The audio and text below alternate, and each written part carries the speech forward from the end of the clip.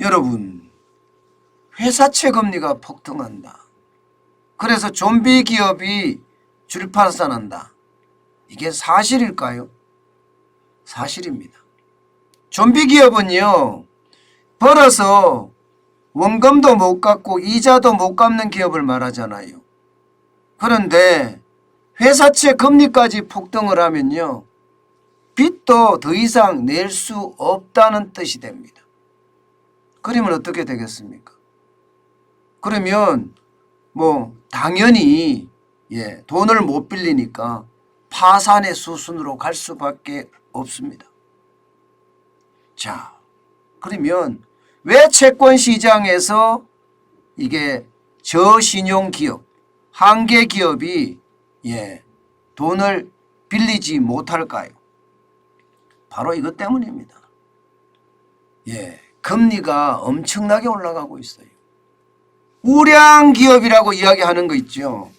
우량 기업 정도가 되면 AA-급, AA급 이렇게 이야기할 수 있는데, 지금 AA-급이에요. A+입니다. 3년 만기 회사채 평균 금리가 이게 뭡니까 여러분? 연입니다. 3.662%입니다. 연 3.662%면요. 지난해 말만 하더라도 여러분 2.451%였거든요. 2.415%였거든요. 그때하고 비교해 보면 말입니다. 여러분 1.25%나 높은 수치입니다. 지금 굉장히 많이 올라가죠. 심지어 말입니다. 이 그래프에서 보시는 것처럼 4월 11일에는 813까지 올라갔습니다. 813까지.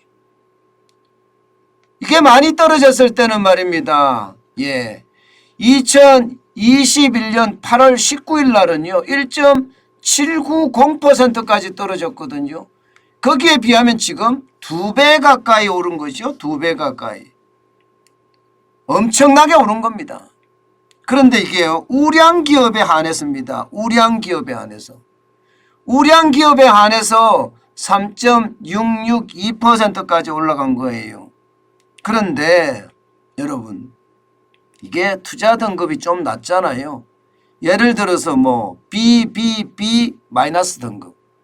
그럼 B 트리플 마이너스 등급이라는 여기는요. 상황이 다릅니다. 이미 말입니다. 9%가 넘었었어요. 9%. 9%면 연초가 8.318이었는데 지금은 9.509%입니다. 엄청나게 올라갔죠. 9.509%면 여러분 그만큼 저신용 기업들이 회사채를 발행하지 못한다는 이야기가 돼요. 이자가 워낙 비싸기 때문에 안 그래서 벌어서 지금까지 빌린 원금이나 이자도 못 갚고 있는 판인데 지금 금리까지 이렇게 폭등을 하니까 주춤주춤할 수밖에 없습니다. 주춤주춤할 수밖에. 그만큼 말입니다. 상황은 굉장히 심각해져요. 실제로 말입니다. 돈 빌린 거 보면 여러분 엄청 줄어들었습니다. 2021년하고요. 2022년을 비교해 보자고요. 순발행액을 보면 말입니다. 2021년에는요. 14조 8,733억 원을 순발행했습니다. 쉽게 말하면 그동안 상환돼야 되는 거 있잖아요. 연장하고 새롭게 발행한 액수를 말하는 건데 이 새롭게 발행한 액수가 14조 8,733억 원이었는데 지금 보세요 여러분. 전년 같은 동기하고 비교하는 거거든요.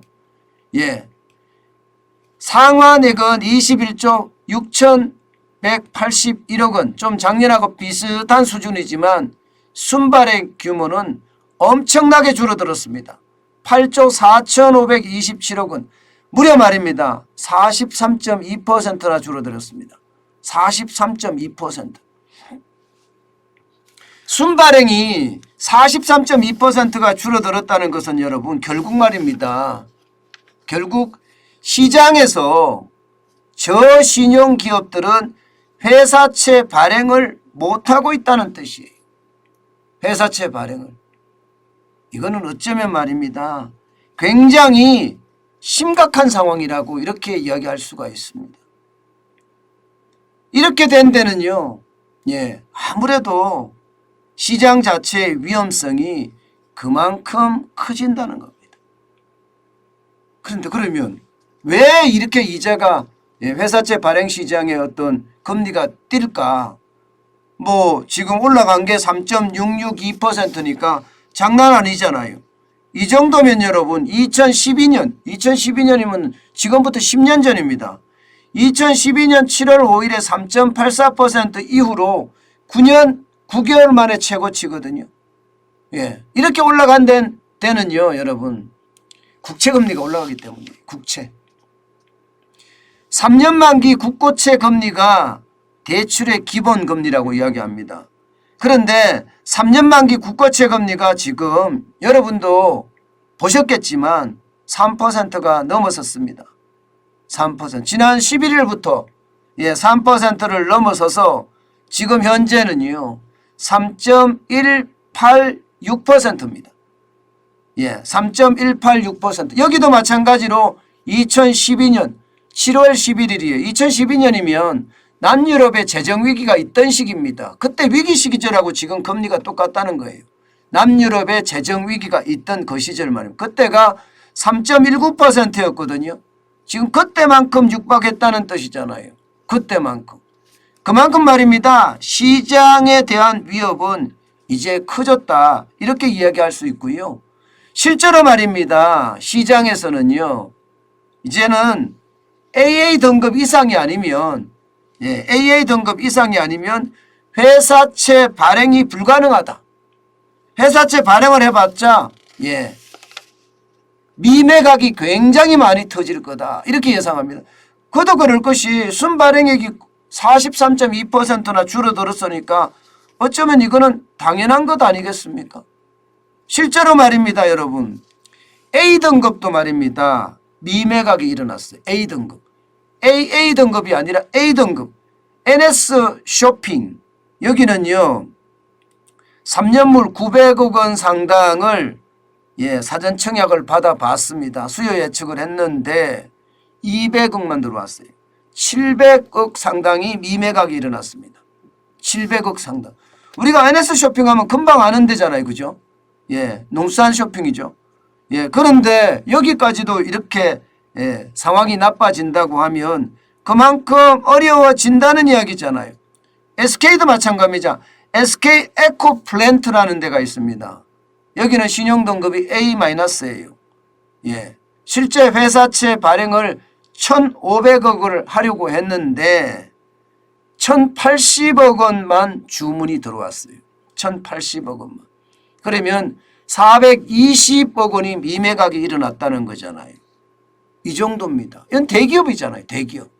대기업인데도 불구하고 말입니다. 신용등급이 낮으면 채권시장에서 돈을 조달하지 못한다. 기업의 실탄 확보가 실패한다. 이런 얘기가 되는 겁니다. 그만큼 말입니다. 시장의 위험성은 굉장히 커졌다.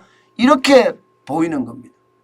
문제는 여러분 지금 이게 한계 기업이라고 이야기하고 또 좀비 기업이라고 이야기하는 기업들의 비중이 굉장히 늘어난다는 거예요. 한국은행에서 발표한 자료를 보면 말입니다. 이자 보상 배율이 1 미만인 기업 비중. 1 미만인 기업 비중. 1 미만이면요. 이자 보상 배율이 쉽게 말하면 벌어서 원금도 못 갚고 이자를 못 갚는 기업이란 뜻입니다. 이런 기업이 2021년 9월 말 현재 중소기업은 50.9% 절반이 넘는다는 뜻이에요. 대기업은 23.2% 대기업도 4개 중에 한 곳은요. 벌어서 원금이나 이자를 못 갚는다는 뜻이에요. 그러면 이런 기업들은요. 여러분 채권시장에 눈을 돌릴 수밖에 없거든요. 그런데 채권시장에서도 지금 안 빌려준다는 이야기가 되잖아요. 채권 시장에서도. 그러면 이런 기업들이 저는 줄줄이 파산할 수 있다는 이야기입니다. 그만큼 말입니다. 여러분 심각하다는 뜻이에요. 우리가 예상하는 것보다가 지표는요 굉장히 좋지 않게 나옵니다. 예, 지표는요. 지금 상황이 그만큼 기업들에게는 최악의 어떤 시점이 다가오는 것은 아닌가 그렇게 예측할 정도로 지표는 나빠요. 게다가 말입니다. 기업 부채는 또 어마어마하잖아요. 기업 부채가 2017년 1698조 6천억 원이었던 것이 말입니다. 2021년에는요 2361조 1천억 원이에요. 어마어마하게 늘었습니다. 어마어마하게. 적어도 말입니다. 적어도 뭐 이게 700억 원 그냥 700조는 그냥 쉽게 넘었잖아요. 700조. 기업의 부채가 많고 좀비 기업이 점점 많아지면 기업들은 줄파산할 수밖에 없습니다. 줄파산할 수밖에. 저는요 기업들의 어떤 상황이 굉장히 저는 심각해질 수 있다고 생각을 합니다. 그나마 말입니다. 거리두기를 해제를 했기 때문에 바닥이 조금 살아날 겁니다. 바닥이 살아나서 소비 기업들은 조금 여유가 생길지도 몰라요. 그런데 수출 기업들은 진짜 어려울 거예요. 안 그래도 원자재 가격이 올랐는데 지금은 거의 폭등 수준이잖아요. 게다가 대기업이 원천 기업이 납품가를 안 올려줘요. 그러면 중소기업은 그냥 죽으란 말입니다. 이런 상황에서 말입니다. 우리 대기업들 괜찮을까요? 저는 원자재 대란이 아니라 원자재 값 때문에 기업들이 줄파산하는 저는 그런 시간도 충분히 올 거라고 생각을 합니다. 제가 미리 이렇게 말할 때마다 저는 제 스스로도 많이 놀라는데요. 왜 놀라느냐. 원자재 값은요. 지금 전쟁이 길어지면 길어질수록 계속 올라갈 거거든요. 그러면 전 세계 시장에 영향을 주는 것은 저는 당연하다고 보고요. 대한민국처럼 수출 중심 국가 그리고 원자재의 대부분을 수입하는 국가 이런 나라 입장에서는 최악의 시나리오도 대비해야 된다고 봅니다. 저는. 그만큼 말입니다. 시장의 위험은요. 굉장히 커집니다. 시장의 위험은 굉장히 커집니다. 그래서 늘 저는 여러분들에게 말씀을 드릴 때 작은 단서가 큰 위기를 불러온다는 이야기 많이 제가 드렸습니다. 근데 상황이 지금 그렇게 가고 있어요. 그래서 참 안타깝다는 생각 오늘도 해봅니다.